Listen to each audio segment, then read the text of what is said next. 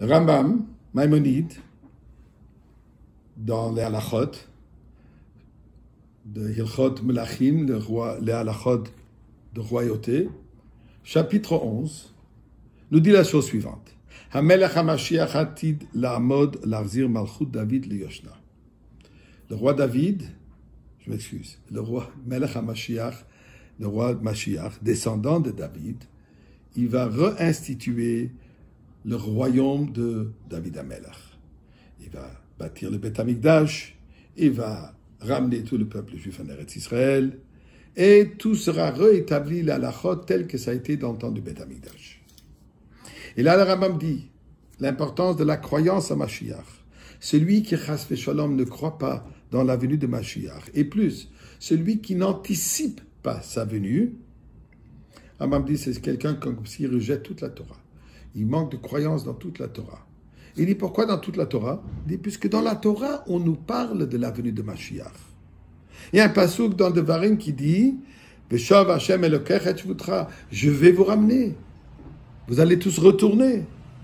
Et ensuite, le Rambam dit, dans la paracha, ce qu'il appelle la paracha de Bilam, donc la paracha de cette semaine, que nous lisons, que ce soit hors d'Israël ou en Israël, la paracha de Balak donc, dans le chapitre 24, les versets, commençant le verset 17, où la Torah nous raconte la prophétie de Bilam par rapport au peuple juif.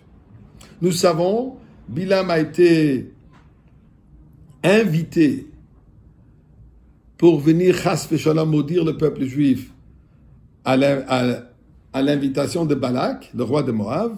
Non seulement il n'a pas maudit, mais il a donné à plusieurs reprises des brachot. Et à la troisième fois, là, il dit une prophétie. Et voilà ce que le passouk nous dit. Alors, comme je dis, dans le chapitre 24, le verset Yud Zayin, nous dit le Rambam la chose suivante. Bilam de dire, Er'enu velo ata. Je le vois, mais c'est pas encore l'heure. Dit Rambam, ceci fait allusion au roi David. Comme Shevet mi-Israël,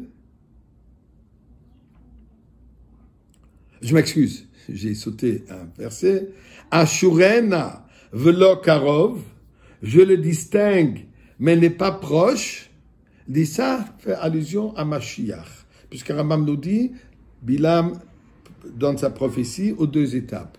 D'abord, le roi David, et ensuite son aïeul qui est Mashiach ben David.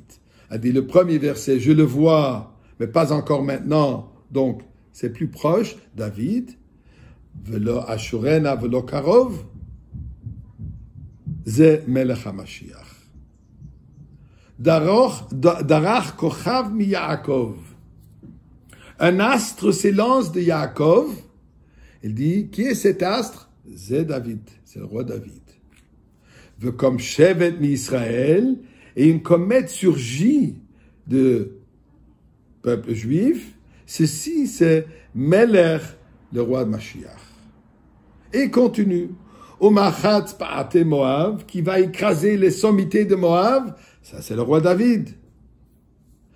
Karkar Kol Beneshet, il renversera tous les enfants de l'orgueil. Ça, c'est le roi David. Donc, nous dit Rambam que dans la Torah, dans la prophétie de Bilam, il nous raconte, il nous promet, il nous dit cette prophétie divine, et nous savons que la prophétie de Bilam, ce sont les paroles de Dieu. Comme il dit au début, je ne suis capable que de prononcer ce que Dieu mettra dans ma bouche. Comme il a dit au début, c'est tout ce que je peux transmettre. Je ne suis pas capable de dire chose autre que ce que Dieu me met dans ma bouche quand il parle des prophéties. Bien sûr, quand il parlait d'idolâtrie, d'autres choses, c'est pas Dieu qui lui dit ça. Mais quand il parle de prophétie, ce sont des paroles divines.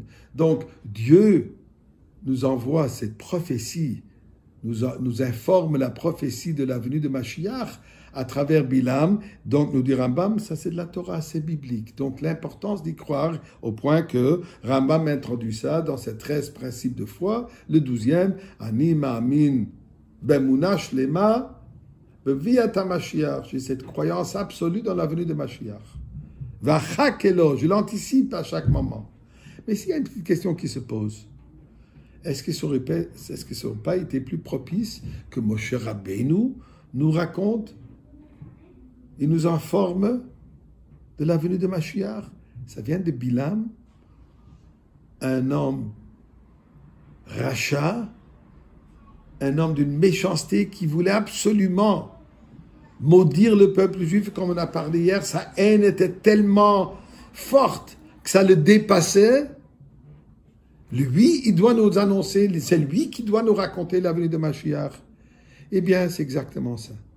Puisque la venue de Mashiach transforme l'humanité entière, que même un Bilam reconnaît. Et c'est ce que nous vivons aujourd'hui. Le monde entier reconnaît l'existence divine et reconnaîtra tout de suite le dévoilement de Mashiach lui-même.